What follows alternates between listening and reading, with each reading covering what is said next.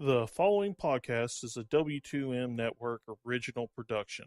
Visit W2Mnet.com for all of our other great podcasts, plus news, reviews, articles, and opinions from the worlds of wrestling, video games, football, and entertainment. The beer of the week is Belching Beaver Brewing Company's Beaver Milk Stout. Beaver's Milk Stout is a refreshingly smooth, dark brew with hints of roasted coffee and chocolate. Brewed with rolled oats and lactose, the Milk Stout's perfect for the hardcore beer geek and novice alike. With just one sip, you'll know. It's all about the Beaver. And on this episode of MMA to the Max, we discuss the results of UFC 219 as they just happened, as well as some other news around the entire world of MMA. With that said, let's start the show.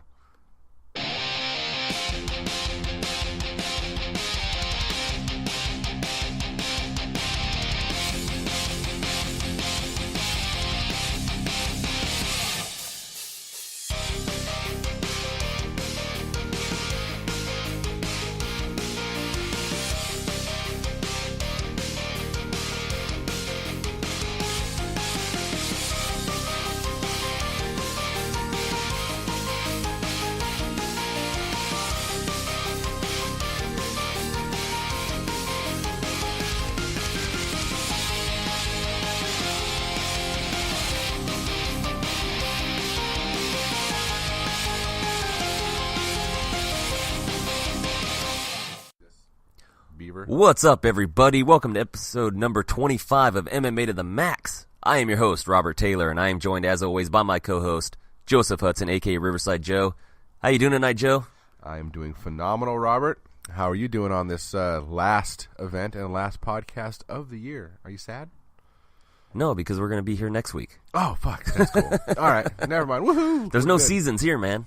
There's no seasons. I'm just enjoying a good Beaver's Milk Stout here. It's a lifestyle, my friends. It's a lifestyle. No, but this is the last podcast of the year, as you said, which is 2 days before? What is today? The 30th? It's the 30th, right? Yeah, tomorrow is the 31st, a.k.a. New Year's Eve. That's right. You got any special plans? I think we're going to go to the Stones house and just hang out and the kids play and do what have you as kids enjoy the New Year's, banging pots and pans at midnight. What about you guys? What's the big plan for the Taylor clan? Not exactly sure. We might have plans. We might not. We might just stay home, drink champagne, and watch movies or play video games. I'm old because that sounds like a good time to me. I'm in. I'm sold. I'm only 33 years old, and that still sounds like a great time to me. And I know my fiance is even younger, and it still sounds like a great time to her half the time. Yeah, it's because she gets to spend any moment with you is cherished. I'm telling you right now, she'd rather stay in the bedroom watching TV by herself while I'm out in the living room playing video games. I believe that. Yeah. With all my heart, I believe that. That's why your relationship works, because you can't stand anyone but yourselves, and it works out. Yeah, I mean, it's been over 7 years, almost 8, coming up on 8, so wow. It's worked out pretty well so far. Yeah, you guys met roughly the same time my wife and I met, because we met in 2009, I think. So that's just about, yeah. 6 years. So, yeah, you guys a couple years before. Yeah, congratulations to the two of you. We're getting there. We're getting older, dude. Speaking of getting older, you know what doesn't get older? Watching Cyborg smash motherfuckers.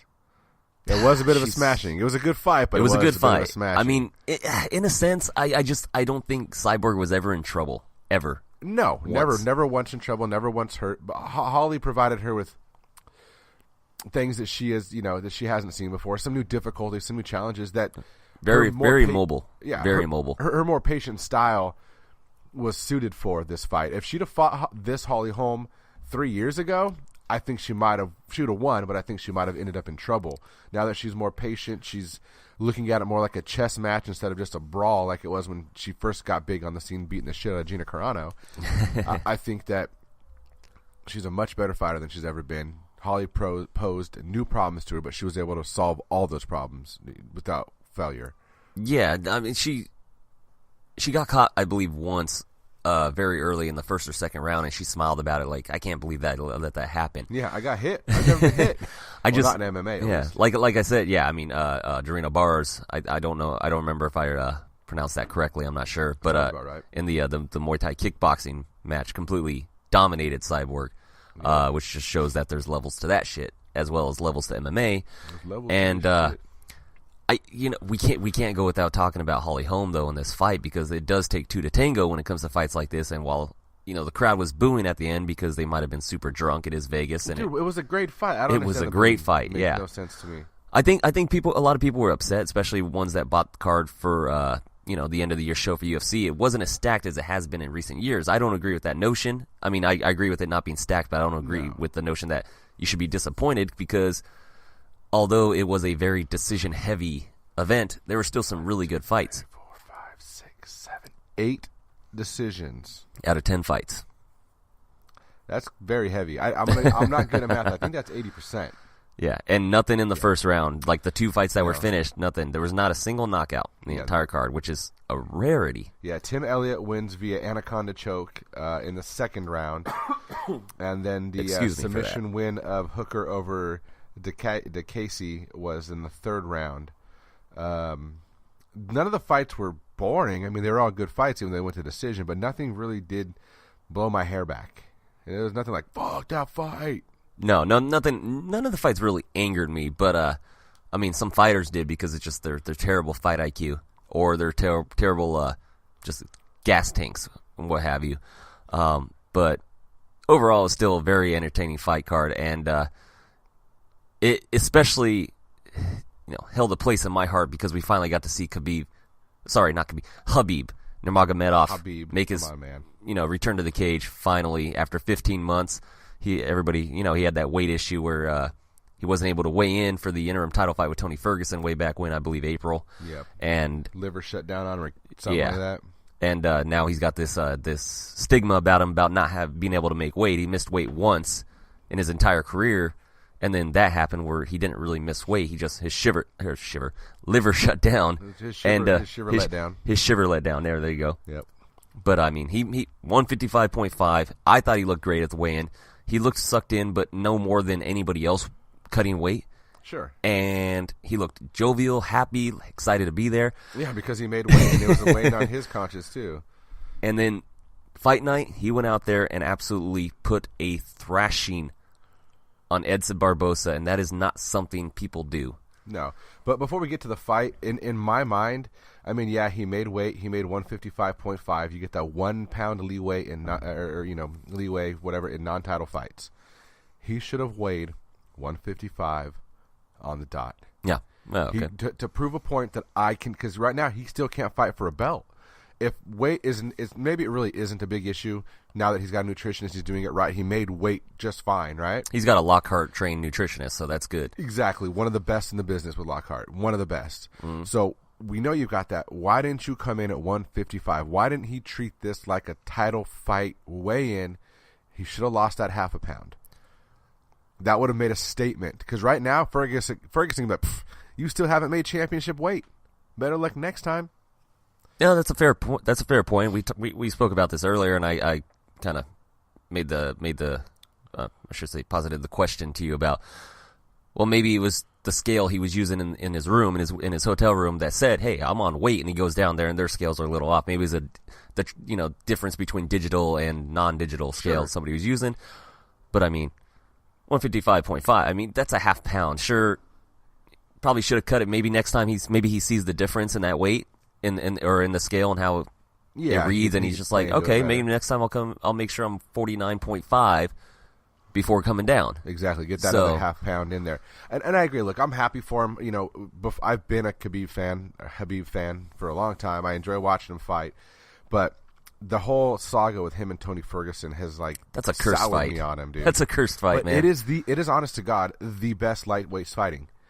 Anybody else fighting Khabib is not the best lightweight. Anybody else fighting Ferguson is not the best lightweight. And I'm putting Conor in that same bandwagon. Absolutely. So those are the two best lightweights in the world, and we've been trying to get them to fight for 3 years now. They're absolutely the two best lightweights in the world, and I'm sure a lot of people will disagree with me, and I'm sure you might disagree with me on the placing of what they should be. At least in my head, is I do think Khabib. I keep pronouncing the K. It's such a habit. Khabib. Yeah. I think Nurmagomedov is the it's best. Easier to say that. Yeah, it's easier. I could always get that one right. I can get Nurmagomedov. I think Nurmagomedov is the best lightweight in the entire world. I can see your point, and I can agree to disagree in so much that Ferguson, other than the one time when he got injured before the Khabib fight, he has fought. He is way more active at lightweight. He is a longer winning streak at lightweight by one fight, but still a longer winning streak. They both have fought the best of the best in the division. They both have a great resume to go off of. I think that Tony is the more well-rounded fighter, and I think Tony beats him. But as we saw tonight, Khabib's ground game, his top control. I just want to excuse myself for coughing, guys. Been up for a long time. It's giving me a scratchy throat, so I apologize. But we were yelling at the TV all night, too. Yeah, that too. No, you were saying, yeah. His top pressure, again, we've talked about Luke Rockhold. Once he gets mount on you, it's basically all over. Once Khabib gets you to the ground and your back hits the canvas, it doesn't matter what position. It's game. It's checkmate. It's guard, half guard, side control, mount, high mount, low mount, belly, knee on belly, just wherever he wants to be. Once he's on top of you, you're surviving at best. And even his little pitter-patter uppercut shots. I was going to say, let's not forget how great he looked on the feet. I mean, he didn't look elite. He didn't look elite. No. I mean, but I said this to a lot of people leading up to this fight, like for a couple weeks now. His striking is good enough. His striking is good enough, and his chin is good enough. And he has no fear. That is an intangible that you can't learn. Having no fear of just somebody like Barboza. Yeah. As dynamic and quick. And that was one of the things we talk about.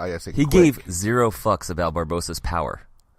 Well, Barboza, other than like his kicks, his punches are decent power, but they're not super KO power. His kicks are vicious and ridiculous. But he walked through every single leg kick, walked through every single body kick. Were hurting me. But we talk about Khabib striking. How pretty was that jab? There was no wind up to it. It was straight off the shoulder, boom, and straight back. And he had power. He has sneaky power. A lot of people forget that he has power. Well, yeah, he has knockouts in the UFC, like legit straight knockouts. But people forget. They sleep on him. I saw some people online saying, Barboza came to fight, Khabib came to hug. It's like, get the fuck out of here. Who would say that? An uneducated dipshit? Conor fans. Literally, the guy was a Conor fan. Khabib he only came to hug. He didn't want to fight. It's like I don't know what kind of family. I don't know what kind of family you grew up in, dude. But I've never come out of a hug looking like that. No. I've never had my face rearranged by a hug. That fight was over in the first round, in my opinion. Just like you saw Barboza getting up in between, he had to be helped up, and his legs were wobbly. Yeah, he was done. He was checked out. Credit to him. He was trying still, but he was done. He was mentally broken. Yeah, I said the same thing that Rogan did when I saw him get up. I'm like, he looks confused. He looks really, really confused. And it wasn't so much that he didn't, he was looking at Khabib and he was like, well, how do I answer this question? It wasn't so much that. I think he was flash knockout. He was like confused as in, what just happened in the first round? Like, I was warming up. We said, we touch gloves, let's go. And how is this round over? I think he got hurt real bad. He did. He did a good job of surviving. But Khabib said at the end, he goes, I went 15 minutes because I wanted to prove to everybody I could go 15 minutes. It's been a 15-month layoff. I wanted to put it in there. He said I could have finished any time. And I believe him. Yeah, I was going to say, you hear that hyperbole from a lot of fighters before, just in post-fight interviews and whatnot. But yeah, this is the time where I do believe the guy, that he could have finished that fight anytime he wanted. Anytime. He had such powerful position, such control. The fight was his to lose, and he did not lose it. He did not let down at all. And 30-25, 30-25, and 30-24. Without the new rules in effect. That's right. That's the old scoring system where 10-8 rounds are not given away at all. Yeah. Now, I do think the judges are scoring on the new criteria, even though I don't think it's set in place yet. But even then, Jesus, man, even in the old scoring system, that's just... Well, the new scoring system, that's insane. You put on top of the old scoring system where 10-8 rounds are not given out for shit. Now, I agree with the 30-25.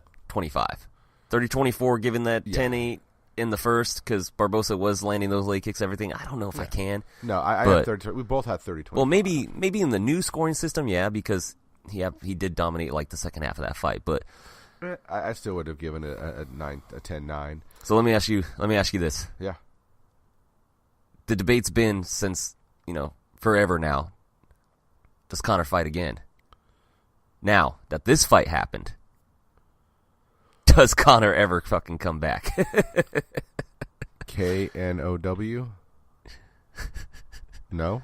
No? Nice. I like how you spelled that word. I don't know why I do it that way. I'm a dork. Obviously, I know Kno is not the same as no. Yeah. No. Conor does not come back and fight. Khabib said it. He's got lots of money. When he spends it all, he'll come and fight again. That's a good point. But Joe Rogan did say after the show, like when they were recapping everything, Conor versus Khabib in Russia is something they can't pass up. They're trying to break into Russia, and it sucks for Tony. And I'm not even advocating the fight because I do believe Tony should be getting the next title shot. But 100, he put yourself in, has a title. Yeah, put yourself in Dana and Ari's shoes and all of them. Do you kind of slip Tony some money and say, sorry, bro?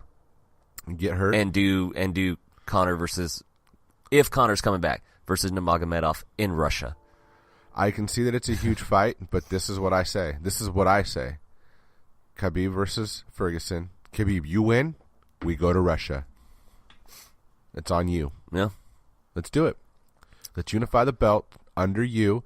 You fight Tony in March. Then you fight Conor in June. So you're saying Russia in June then? That's what you're saying. I don't know. But, dude, to me, it's a coin toss, man, because the thing is, I'm trying to go through my head. Who has Khabib fought that has the same kind of guard game as Ferguson?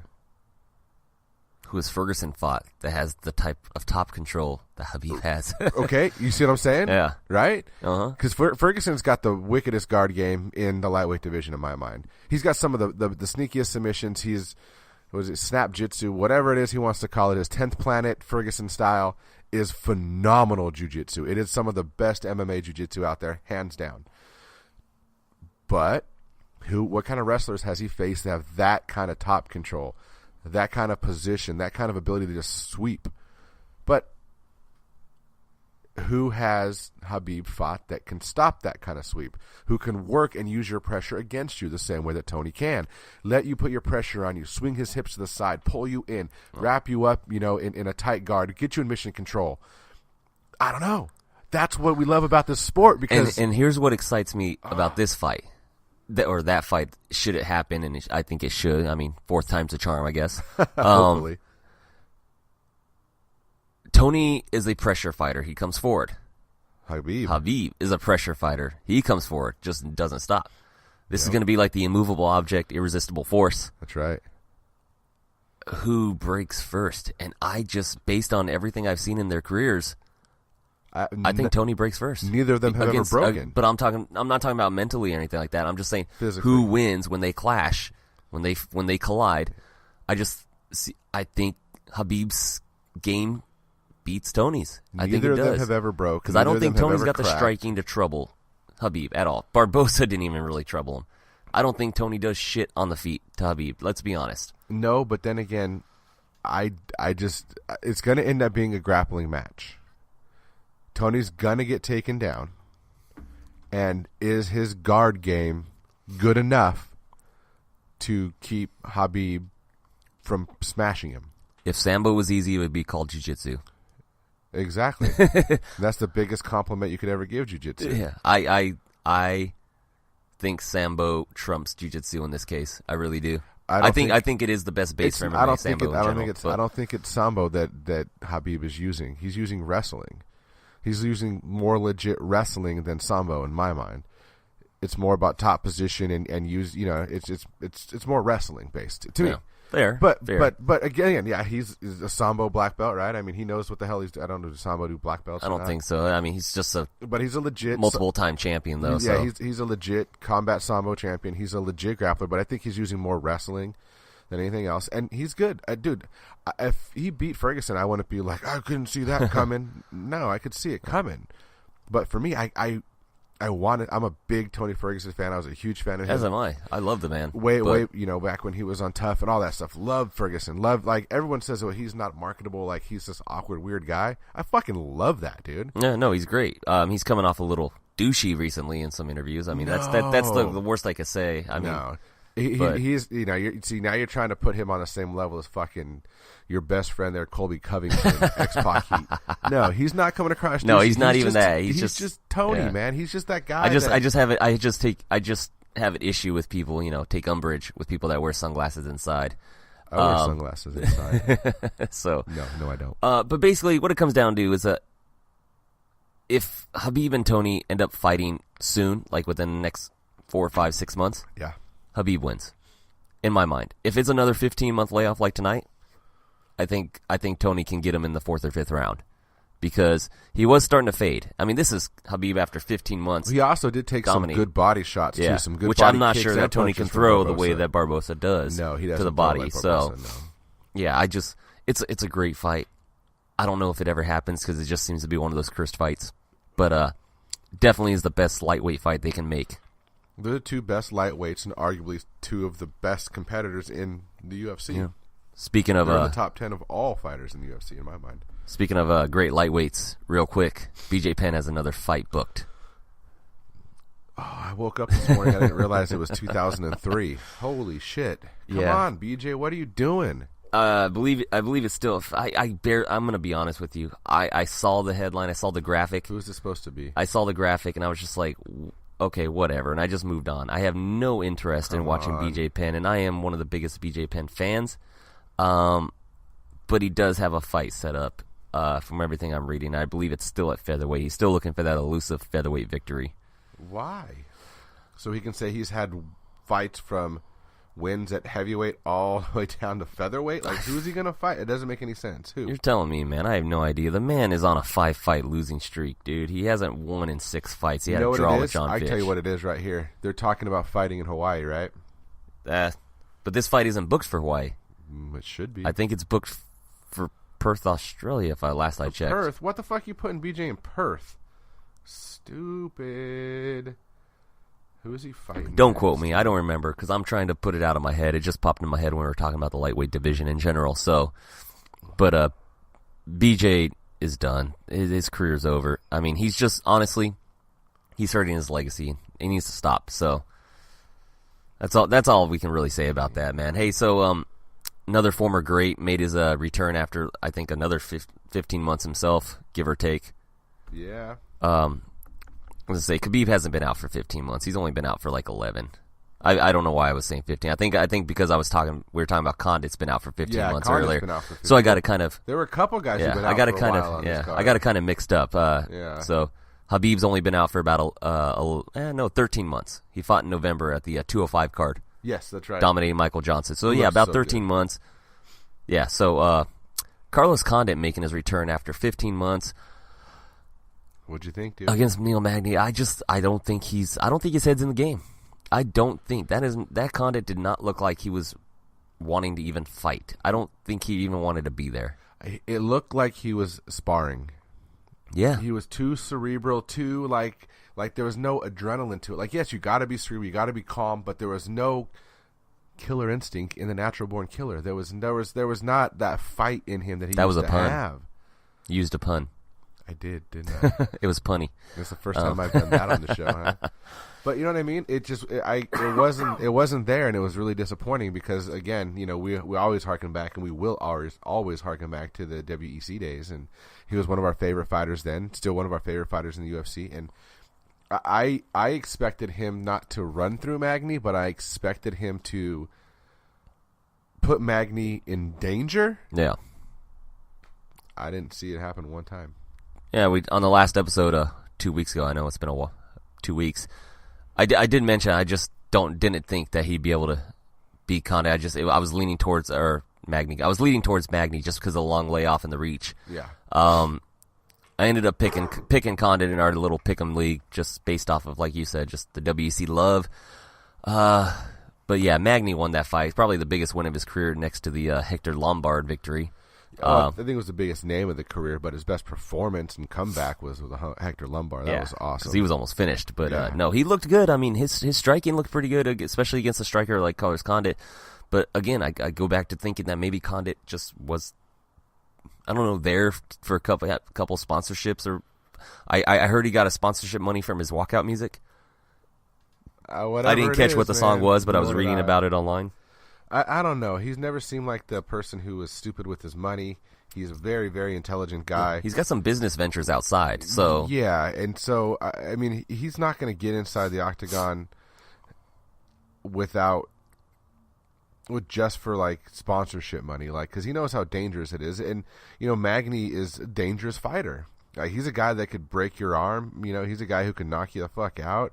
He's a guy who could just pound your face to a pulp with jab, jab, jab, jab all night long. Like, he just reigns the gazelle, is not going to quit on you. He's not going to slow down. Yeah. So why would you step inside a cage with someone like Magny, who is passionate, who does have that killer instinct, who is fighting for a position to get the championship belt at someday, just for a couple $100,000 for a walkout song? That doesn't seem like Condit. I think he maybe he just wants to fight out his contract. Maybe honor it, just fight to it be out. Done? I don't know. Yeah, maybe just so he has no unfinished business. He fights out the contract. Because honest to God, if he fights out his contract, if he wants to fight, what's he going to do in Bellator against Douglas Lima, against Rory McDonald, against fucking Paul Daly, against MVP? What is this Carlos Condit we saw tonight going to do against those I'm not exactly sure, to be honest, because like I said, I just don't think his head's in the game. I think he just came back for this fight, maybe just because he had this, like in the Rocky Balboa movie. Yeah. He's like, I'm wondering if I still got some something left in the basement. Yeah, that's or what whatever. BJ Penn's done for the last 4 fights. Yeah, I think Condit's basically just wanted to see if he still had some of that stuff left in the basement and tried to get it out. And I don't know. I think he's done. I don't think he fights again. So maybe this was his basement fight. His last fight was, do I have another shot left in me, when he fought Damian Maia? Yeah. It's like, do I have another run in me? No. Can I do it? No. Okay. No. But do I have anything in the basement still? Yeah. And based upon tonight's performance, I think the basement's flooded. I think the natural born killer needs to just call it a career. And it was a great career in my mind. A great career, man. So. Again, I think about him and I get nostalgic. I harken back to the same thing we were talking about a couple weeks ago with our boy Cub. Carlos Condit was the legitimate interim champ during during GSP's injured time. Legitimate, and he put on a great Nick performance. Diaz. I hate that people think that Diaz won that fight. He didn't win that fight. I know, but no way. There's still a strong contingent online that believes it. That's because they didn't know who Carlos was. Yeah, they were just the Diaz fans that thought he was actually an elite fighter because of his run in Strikeforce, but that's not here nor there. Yeah, and no, Nick is a legitimate. He's a great fighter, but he's not elite. No, never has been. Okay, if we're gonna talk about cardio is a tool. Oh well, yeah, that's a great tool, and that's part of what his run was based on, was his cardio and his ability to keep the pressure on you, ability to take punishment. That's for damn sure. And so, when it comes to cardio, he's the elite of the elite. When his ability to take punishment and counter back, it's elite. I would count Nick Diaz as an elite fighter. Absolutely. I can't put him in that same. You can't hold a belt in an organization like Strikeforce and not be elite. Will Brooks. Fuck yourself in the mouth. No, I see. I think there's something mentally wrong with him, but the results speak for themselves. Nick Diaz had the same thing. His only win in the UFC when he returned from Strikeforce was BJ Penn. Well, everybody beat BJ Penn. Yeah, exactly. So, come on. Literally everybody beat BJ Penn at that point. Yeah. You got Nick Diaz, then Roy, then Edgar, then Yair Rodriguez, then Dennis Seaver.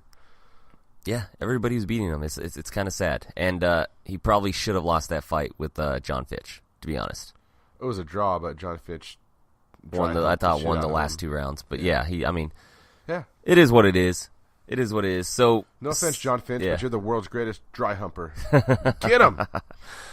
Former strawweight champion, the first strawweight champion in UFC history, thanks to that season of The Ultimate Fighter, Carla Esparza. Yep, I didn't agree with that decision. How? Because I like Cynthia Cavello more. I'm going to reach across this table and smack you for using that as justification. Why not? No, it was a close fight, man. I could see it going. Esparza seemed to dominate the third and second round. I thought she clearly won the third round, but the second round she clearly won striking. She was just her striking's come a long way. It looked really, really good. Her striking looked really good tonight, especially for her at least. Yeah. That sounds like kind of like a backhanded compliment, but it was. You're negging her, dude. You're negging her. Bro. But for somebody who's just like an all-class wrestler in MMA like Esparza, Her striking looked really good in this fight. It seems to keep improving from fight to fight, which is something you want to see in a fighter. So that's good, dude. Absolutely. Yep. No, she looked good. She came out. Cabello is a great fighter, great up and comer, someone with a lot of potential. Just a little too much too soon in my mind. I picked her tonight, and she looked like she was there. Mentally, she was completely there. But if it wasn't for Esparza's striking, growing by leaps and bounds, then Cabello would have won. Yeah. But she couldn't handle the striking of Esparza. The wrestling was kind of back and forth. Even it wasn't negated, but Esparza would win one, Cabello would win one. Grapple exchange and scramble and get back up. But on the feet is how Carla Esparza won this fight. In my mind, that's how she won. Easily. 2 and round number 3. Some perfectly timed takedowns as well to kind of add a couple more points to her striking. Yep. In the eyes of the judges, but yeah, I thought the judges got it right. 29-28. I mean, all three of the judges had it for Esparza. I thought it was right. Mm-hmm. I found it funny that Calvillo was sitting there jumping up and down, really thinking she had it in the bag. Like, you do not have that type of fight and then act like you have it in the bag. Yeah, I've never seen that. It was way too close to be that cocky. But I was kind of put off by it too. Yeah, it's just like, and then she acted really upset after she didn't get the decision, and I just don't get it. I mean, and the crowd was booing, and I really dislike MMA fans for some, like, a lot of MMA fans out there. Just the ones that just go get drunk and boo every decision they disagree with. Yeah, I don't get it either, because unless, again, we can go back to some of the greatest injustices in all MMA judging. Yeah. Boo those. Exactly. That was obviously a close fight. If you don't agree with it, but it was a close fight, just be like, God, all right, fuck it, a sportsman about it. Be like, okay, I get it. I thought Cabello won, but it was close. It was close. It was too close to boo. Yeah. And for some reason, it just seemed like obvious bias, like they were booing because the girl they wanted didn't win. Yeah, exactly. I mean, that's just all it was. Yeah, I Esparza has this dislikability about her, at least in a lot of fans' eyes, because of winning the Ultimate Fighter, beating Rose to win the title, and who was the fan favorite coming out of the Ultimate Fighter. Favorite, dude. Yeah, she's awesome. And then immediately her next fight losing to Joanna. She didn't lose to Joanna. Joanna stole her soul for a short while, and she just got it back. She's starting to get her striking back. Carla's starting to get her groove back. Let's be honest here. If it wasn't for a bad judge's decision, in my mind, Esparza would be on, I believe, a 5 or 6 fight winning streak, and her only loss would still be to Joanna in the UFC. Yeah, the Ronda Marcos decision was fucking bogus. That was a hometown Canada decision there. It was close-ish, kind of, but Ronda Marcos lost that fight. Yeah, so she would be on a 4-fight win streak. I kind of over-exaggerated that, but yeah, Juliana Lima, she should have beat Marcos. Mariana Moros, she beat her and then just won tonight with Cabello. Yeah. So she's still top of the food chain when it comes to strawweight. She's top 5. I'm going to say 5. Oh, easily. She's top 3 in all the women's strawweight for sure. Yeah, but can she beat the champion? Doubtful. I mean, maybe she could beat Rose again. It could be a stylistic, nightmare for Rose. You never know. The new Rose? Well, I mean, she wasn't having to worry about takedowns from Joanna. No, she wasn't, but so I don't know, man. There's just something about her poise through all of the shenanigans. And what's funny, man, is like she's just this cute little petite bald-headed girl, looks like 11 from Stranger Things, right? I'm the first person to ever make that analogy. But she was just like poise and just, I'm fighting you. Whatever you want to do or say is irrelevant because I am going to knock you the fuck out. Right. It was so zen-like. She read The Art of War a couple times and just like really owned it. It was freaking awesome. Yeah. And let's not twist my words here, anybody out there. I'm not suggesting Carla Esparza fights for the title next and is going to beat Rose. I'm just saying that styles make matchups. Okay. Styles make fights. Here you go. Rose Namajunas versus the Bullet. She's not making 115. Oh, but wouldn't you want to see that fight? I'd love to see it maybe at 125 later on, but because I believe that Valentina is the next 125 champion. That's damn sure. Oh yeah, who at 125 can even touch her right now? Nobody. Honestly, nobody that's there. Nobody. In my mind, at 35, the only one that's beating her at 35 is the champ. Yeah. And it was a close fight, but we talked Both back of them and were forth, close, but, yeah, for sure. I wish she could get to 115. She would destroy that division. She's short enough for it, but, but unfortunately she's she's got some mass to her, like not fat or anything like that. No, she's a bigger gal. She's muscular, yeah. She's in great shape. She's one of my favorite female fighters, dude. I fucking love Shevchenko. She's fun to watch. She's exciting. She's cute. I know. I can't wait for her next fight. Everything, 125-pound debut, flyweight debut in the UFC. I should say she fought at flyweight before. Why isn't she the first person to fight for the belt like Joanna was? I think they're just wanting to keep her away from it. Just at least give her one fight in the division first. I guess. I'm assuming. Have her make 25. Okay. I mean, she's made it before the UFC. Sure, I mean, that's where she fought. So, but she hasn't done it before. Unlike the whole TJ argument, TJ's never made 25. I get it. So let's touch on the lone preliminary card on UFC Fight Pass, the lone Fight Pass card real quick, Fight Pass fight. Tim Elliott defeating Mark De La Rosa, Anaconda choke submission, just days after the death of his coach. I know. And trainer Robert Hollis. That's got to weigh on you, man. Especially somebody like Tim. You hear in interviews with him, he just didn't seem like his head was in anything, and it almost seemed like he even mentioned he was thinking about pulling out of this fight. He was close to pulling out of it.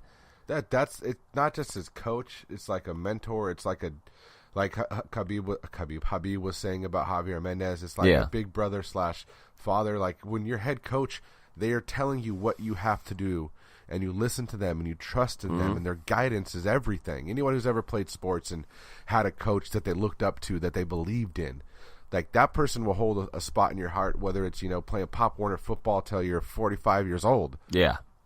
When you're a professional athlete at the caliber and level that Tim Elliott's at, that coach relationship with the athlete is something that none of us are ever going to understand. I can liken it to your dad. I've always held respect for him because he was my t-ball coach. You know what I mean? Yeah. Going back to farm league and just that kind of stuff. But hats off to Tim for coming out tonight, performing as well as he did. He looked great. Finishing that fight in the second round with a beautiful anaconda choke. Yeah, he paid tribute to his coach, to Robert Hollis, with that type of victory, that type of performance. Kind of reminded me of Sam Stout. Yeah. After Sean Tompkins died, going out there and putting on a performance of his entire UFC career in my mind. His best he's ever looked. Yeah, looked amazing. Had to have weighed on both these guys' hearts, especially in these especially so soon afterwards. It's a shame. And Robert Hollis, coach, rest in peace, man. Yeah, please find peace, because whatever was ailing you in this world, man, must have been more than any of us could possibly imagine, because I could never take my life. Yeah, that's a shame. Suicide, that's a shame. Yeah. So when it comes, people, just listen to people. Listen to your close loved ones. Reach out if they seem troubled. Don't ignore them. Yeah, I mean, the whole story on quote-unquote reasonings or signs or this, that, and the other has yet to come out in any of the media. Maybe never will, but hopefully, nobody missed any signs, and chances are a man like him was keeping a lot of it to himself. But oh, absolutely. It's been a sad week in MMA. Anytime you lose a figure like that, a well-respected, a well-known, even though we're not in the community, we kind of, we all felt it. We talked about it before. It's a bummer. Well, you know what? The UFC rewarded Tim Elliott with one of the performance of the nights. As they should. Yeah, it was a great performance. And it was the best submission. It was better than Dagnassi sticking his fucking neck in Hooker's crook of his elbow. Yeah, Daigisi was just Mark Daigisi. I mean, he's flashy, he's exciting. I like him, but let's be honest here. He's this generation's Melvin Gillard.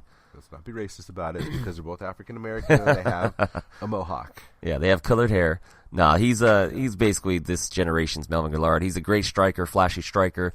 He's lost on the ground, and his fighting IQ is just terrible. That's just the fact. His striking IQ is fine, but his MMA IQ is just absolutely. The other performance of the night went to Khabib Nurmagomedov, as it should, because that was dominant. Fight of the night, the main event, Cyborg versus Holm. Agree with that 100% as well. It was a good card, though, man. It was a great night of fights, and it was a great time watching it here at your place. So yeah, it doesn't have to be finishes throughout. I mean, finishes are always fun and exciting, but I'll take a decision every fight on a card if it's a good, fun, exciting fight, like like Cyborg versus Holm or Barboza and Nurmagomedov, where it's just a ass whooping, or even Esparza Cabello, which was a good close back and forth, but it was technical and good. I'll take those all day long. Like, those are fun, good cards. Yeah, UFC 219. Like I said before, not the most stacked end of the year show, but good enough for me. I was entertained. I had a good time. Well, yeah, Max Holloway was saying that the real close of the year card was 218. Yeah. He was right. That was way more stacked, and oh man, the phenomenal fight all the way around. The next pay-per-view, I mean, there's like one card.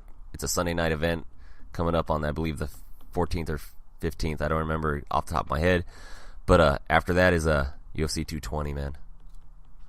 The next pay-per-view. What's happening at UFC 220? You know it. I could tell by the smirk on your face. Miocic and Ngannou. What? Cormier, Ozdemir. Oh, I'm so excited. I'm getting chills, and it's not because it's cold outside. Did you? Oh, man. Ooh. I love the oh, Jesus. Stipe, one of the reporters was asking Stipe, like, if you're afraid. And he's like, why would I be intimidated of somebody? He's just a man. And Ngannou's like, don't lie, Stipe. Don't lie. I don't think Stipe is. Honestly, I don't think he is either, but I think it's hilarious. It's just another guy I'm supposed to fight that can knock me out in one punch. And probably will. And in my how mind. many of those have I faced? Maybe. If Stipe can get in his face, but that's just the thing is, I don't think anyone realizes how freaking strong Ngannou is. You try to grapple with him, you try to get in there and dirty box. Yeah. I like Stipe a lot, but I don't see him surviving this fight. I think he's knocked out. But that's in a couple weeks, man. This is the new year, or I should say, the end of this year, about to be the new year. You excited to bring in 2018? I'm excited to bring in 2018. Well, are you excited to close out 2017? I'm excited to close out 2017, and to close out 2017, shut your face. We hit a milestone on our Facebook page. Oh, that's where you're going. Okay, I thought you were going somewhere else. We hit a milestone on our Facebook page, and I know a lot of you have seen it on our Facebook page as well as across social media. We crossed the 500 like threshold. Thank you very much, everybody. We appreciate it. We actually crossed 600 or close to crossing 700, so we're kind of falling behind here. But to thank everybody, we did announce a giveaway of an Amazon Echo Dot, and we were planning on saving that drawing and giveaway until this show. And I have a bunch of names in a bowl that I'm going to poll right now for the winner of the Amazon Echo Dot. When you hear your name, get a hold of one of us, and shipping is on us, man. This is all on us. Yes, it's absolutely free. You don't have to pay anything. You just have to say thank you. You don't even have to say that, but it would be nice. You just have to listen to our dumbasses. That's all you gotta do. Like, is it that hard? Are we that bad? Drum roll, please. And the winner of the Amazon Echo Dot is Dustin James Hodge. Dustin James. Congratulations, Dustin James Hodge. Listen to the show. Let us know that you heard that you won, and we will ship that out to you. Give us the address and everything like that. I will ship it out myself. Congratulations to win on that. And speaking of congratulations, no, you know what? We're doing it. It's I the end of the year. Know, man. It just seems like unnecessary, kind of like, you know what I mean? Like, no one really cares. It's like, whatever. The winner of MMA to the Max is UFC Fantasy for event for UFC 219. Riverside Joe once again. No, it was not. It was Vanessa Evans. Congratulations on winning UFC 219. Good job. Yes, good job, Vanessa. My fiance, love you. Well done. At least it wasn't Robert, when Robert wins things. But this was the end of the year, the final event of the fantasy season, and your overall winner for the fourth year in a row. Because I wasn't playing before. You played last year. Yours truly, Robert Taylor, the GOAT, winner fourth year in a row. I like money. Thank you, everybody. Appreciate it. Hey. Pay up, chumps. Yeah. My wife got third. She needs her dues too. Give me my money. But yeah, so, man, we don't really have much else to talk about. Wait, we're not ending yet. We got to talk about Ian McCall. We could talk about MMA all freaking We got to talk about what happened to Ian McCall over in Rizin. What? I've never heard of that happening in the history of ever.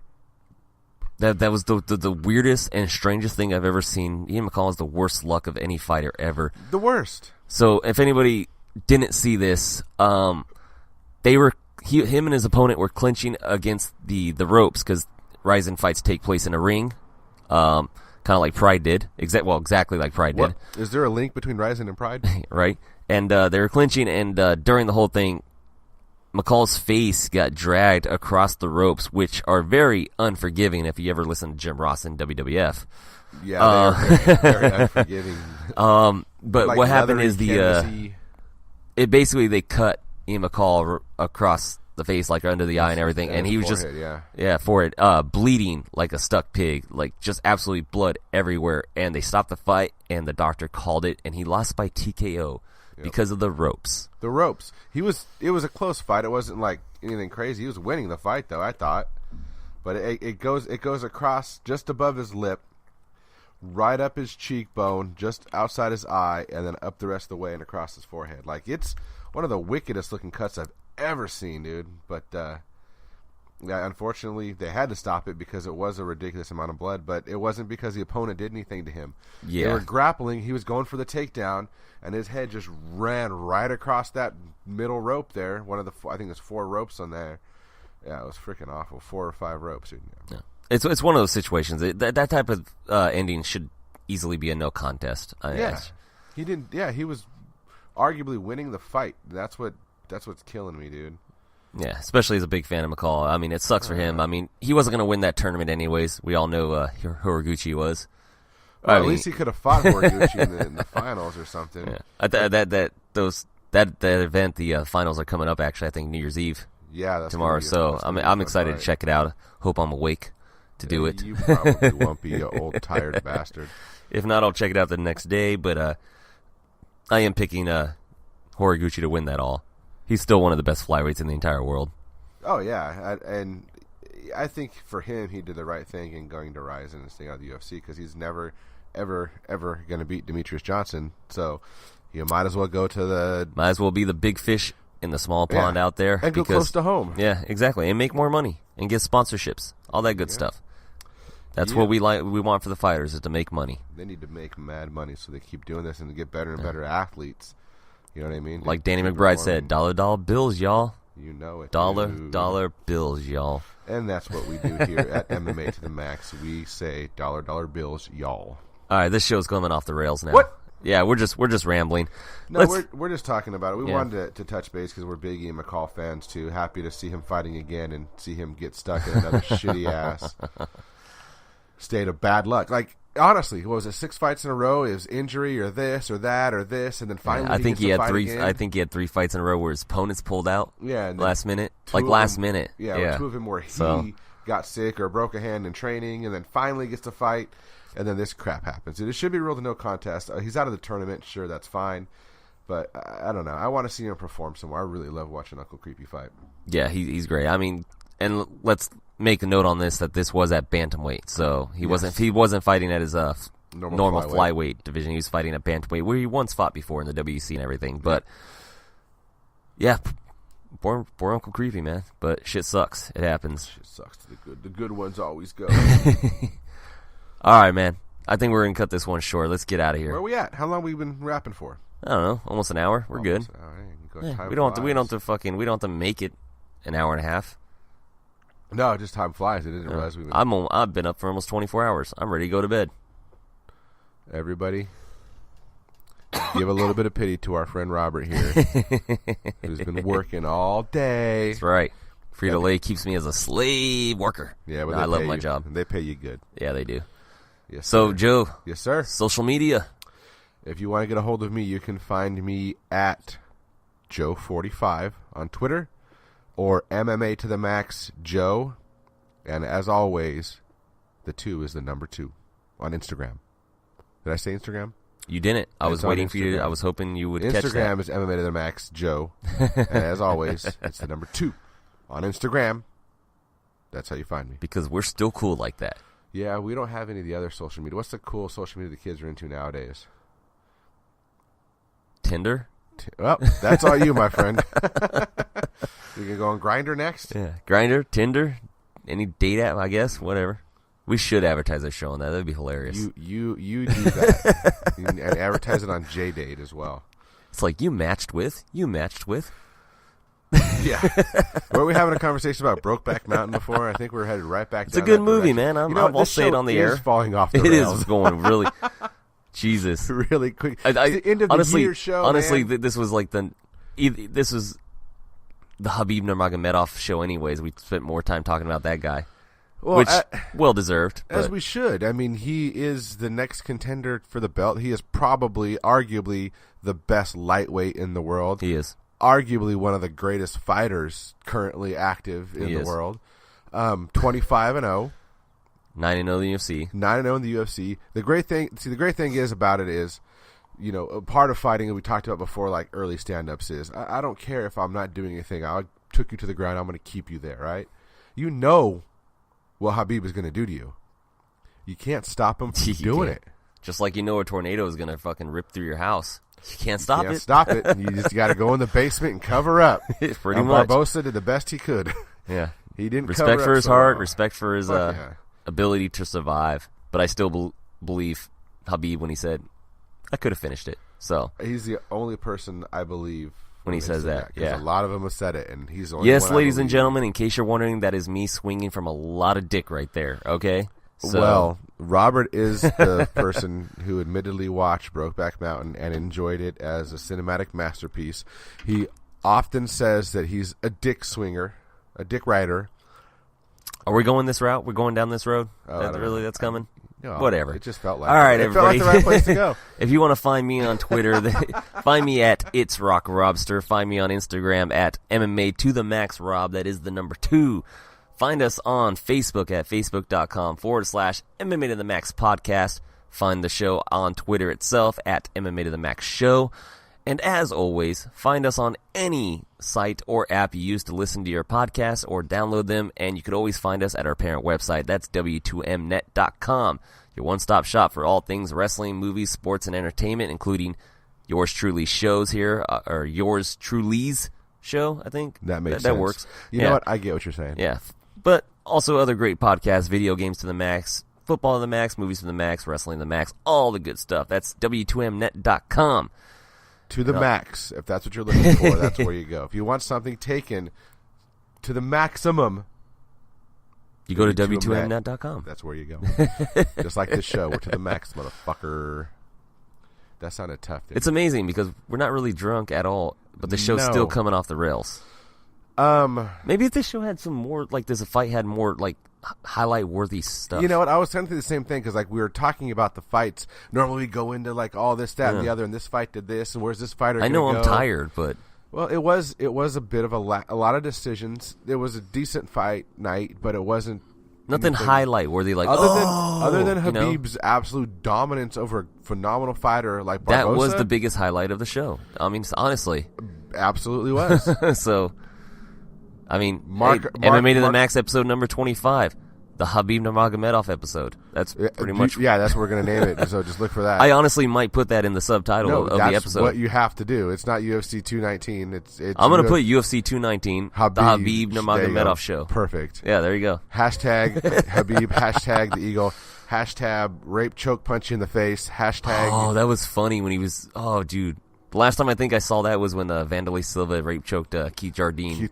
Yeah. Oh, that was so sad, too. Such a bad knockout. That was back when Vanderlei Silva was scary. Now I'd get in a street fight with him. I really hope, even though we came close to ending this episode, now we're talking again, but I really hope that there's video that comes out later of him talking shit to Barboza during the fight like he did to Michael Johnson. Yeah. I was trying to find it. I was trying to see some movement, but it could have been... like, dude. Give up. I don't want to hurt you. You know this is mine. I deserve this. God. Don't make me hurt you. I don't want to. Give up now. I don't want to hurt you. Oh, man. And you know what's funny? I believe all of it. When it comes to Khabib, absolutely. I believe all of it. Hey, Michael Johnson, buddy, I don't want to hurt you, dude. I'm going to smash you because I got to win this fight. This is mine. I'm getting that title shot, just so you know. But you can stop by tapping. If you don't, I'm going to hurt you. I don't want to hurt you. I'm a nice guy. That's just funny to me, dude. It's just I love it. I think it's great. I mean, it's like the legend of Khabib is growing, like, with each fight. Like, he takes so much, like, breaks in between, and he finally comes back and fights, and he looks like that. That's What's funny is we've been high on Khabib. We were talking about it earlier, way back when Anthony Pettis was still the lightweight champ, and he caught Gilbert Melendez in that wicked guillotine and choked him out. Kill Pettis. Yeah, we were like, dude, Pettis looks great, but you know who could beat him? Yeah, easily. Khabib. And that was, 3-4 years ago? And now he's finally really in the title picture. And that's part of due to his Once I saw him come in the UFC and just manhandle Pat Healy. Oh, yeah. Another grinding type wrestler. Oh, my God. Dude, it was a cakewalk for him. He was like, every fight's a cakewalk for him. I think the hardest fight was Gleason Tebow, and even then, well, it was because Gleason Tebow is basically a light heavyweight that's 5'3". He's fucking huge. He's huge, dude. Man. You can't forgive him. And holy crap, Jesus, he's big. In a post-USADA world, where's Gleason Tebow? Yeah, he hasn't been fighting. That's for sure. I'm just saying. Well, on that note, this episode's been sponsored by USADA. No. No testing here, please. Yeah. All right, well, that'll do it for episode number 25. Once again, congratulations to Dustin James Hodds for winning the Amazon Echo Dot. Get a hold of us so we can get your information and send you your gift. Congratulations, and thank you, everybody, for listening. Thank you for making our Facebook page grow with each and every day. Continue downloading, supporting us, and supporting W2Mnet.com. Joe, you have anything else to add? No. We got to add a video portion of this, dude, because our stupid faces would be so much better. Yeah, we will. We're going to get video for this show eventually. We're working on it, people. Don't you worry. I know you're excited to see what we all look like. Okay, maybe not. But anyways, for my co-host Joe Hudson, I am your host Robert Taylor. This has been MMA to the Max. We'll see you next week. Take care. See ya.